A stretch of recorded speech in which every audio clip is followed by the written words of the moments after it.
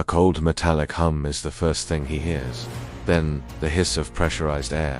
Dr. Aris Thorne's eyes flutter open, his breath catching in his throat, a cloud of vapor in the frigid air of the cryopod. He's aboard the starship Odyssey, but the deck is silent, unnervingly still. The lights flicker overhead, casting long, dancing shadows down empty corridors. Where is everyone? What was his mission? The answers are lost in a fog of amnesia, a black hole in his memory. As Aris stumbles out of the pod, his muscles aching from a sleep that felt like an eternity, he's greeted by an echo. His own footsteps are the only sound in the vast, tomb-like ship. He's alone, utterly and completely alone. The command bridge is deserted, consoles blinking with error messages.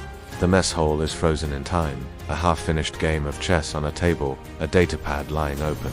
It's a ghost ship, a metal mausoleum hurtling through the endless void. He begins his search, a desperate hunt for answers. Every terminal he accesses, every log he tries to pull up, is corrupted or locked. But as he presses on, something begins to stir in the depths of his mind. A flicker, a fragment, a face. A woman's voice calling his name. A diagram of a celestial body unlike any he's ever seen. These aren't just memories, they're puzzle pieces, scattered and sharp. He remembers his title, xenolinguist and theoretical physicist. But the mission remains a frustrating blank. His journey takes him deeper into the Odyssey's heart. He finds personal logs, fragmented video diaries left behind by the crew. He sees their faces, hears their voices filled with excitement, then concern, then sheer terror. They were a family, a team of the brightest minds, sent on the most important mission in human history.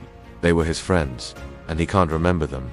The guilt is a physical weight, pressing down on him in the crushing silence. In one of the logs, a frantic astrogator named Lena speaks directly to the camera, her eyes wide with fear.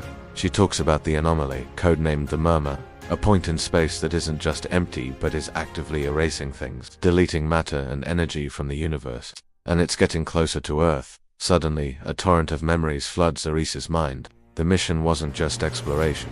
It was a desperate gambit to understand and stop the Murmur before it consumed their home world. He wasn't just a scientist. He was humanity's last hope. But why was he the only one left? Why was he put into cryo-sleep? The answer lies in the ship's medical bay. There, he finds the crew's records. One by one, they succumbed to a strange affliction, a neurological decay linked to their proximity to the anomaly. It started with memory loss, then paranoia, hallucinations, and finally, system collapse. The ship's AI, Lyra, confirms his fears. The crew initiated a Lastrosol protocol. They placed him in cryo-sleep, the only one showing a natural resistance to the anomaly's influence, preserving his mind in the hopes he could finish what they started. They sacrificed themselves for him, for the mission. The weight of their sacrifice settles upon him.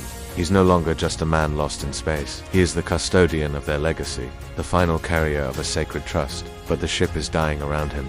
Life support is failing, navigation is offline, and the Odyssey is drifting aimlessly. The anomaly isn't just a distant threat, its influence is palpable on the ship itself. Lights flicker and die. Gravity plates groan and fail intermittently, sending him floating. He starts hearing things, whispers in the static, shadows moving at the edge of his vision. Is it the anomaly, or is his own mind, the one they fought to save, beginning to fracture? He fights back the encroaching dread, focusing on the mission. He needs data. He needs to understand the enemy. Aris spends days, maybe weeks' time, has lost all meaning piecing together the crew's research. He deciphers their frantic notes, runs simulations on a failing computer core, and pushes his own mind to its limits. He discovers the anomaly isn't just a void. It's intelligent, or at least, it operates with a terrifying alien logic. It doesn't consume, it rewrites. It perceives complex systems, like a starship or a human brain, as errors in the fabric of reality and corrects them. It simplifies, it erases. The crew's madness was the anomaly trying to simplify their consciousness. The ship's malfunctions are the entity trying to correct its complex technology. This isn't a force of nature. It's a cosmic editor, and humanity is a sentence it's about to delete. But in their final desperate moments, the Odyssey's science team found a weakness, a loophole.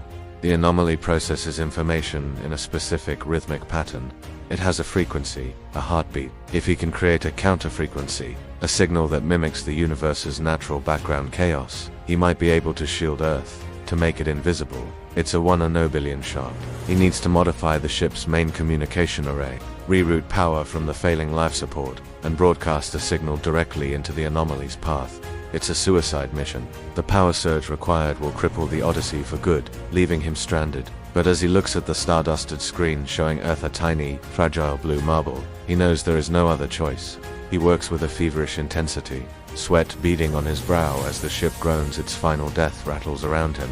The whispers get louder, promising him peace, an end to the struggle.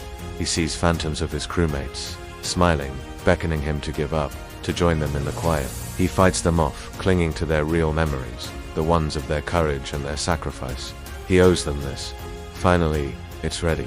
He stands on the bridge, his hand hovering over the activation panel. The main view screen shows the anomaly, a patch of perfect, starless black that seems to absorb the very light around it. It is the ultimate embodiment of nothingness.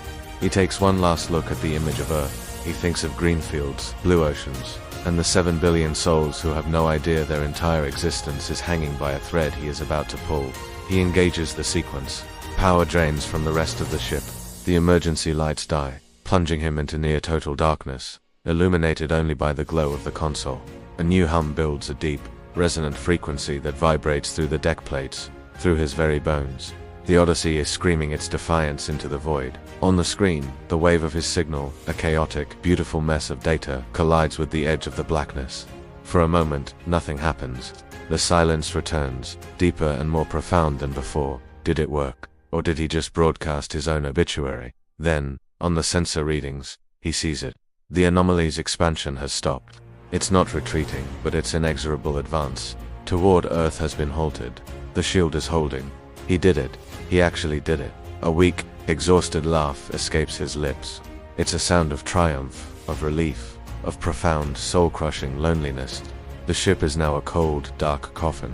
His console flickers one last time and dies. He is alone, in the dark, adrift in a dead ship millions of miles from a home he will never see again.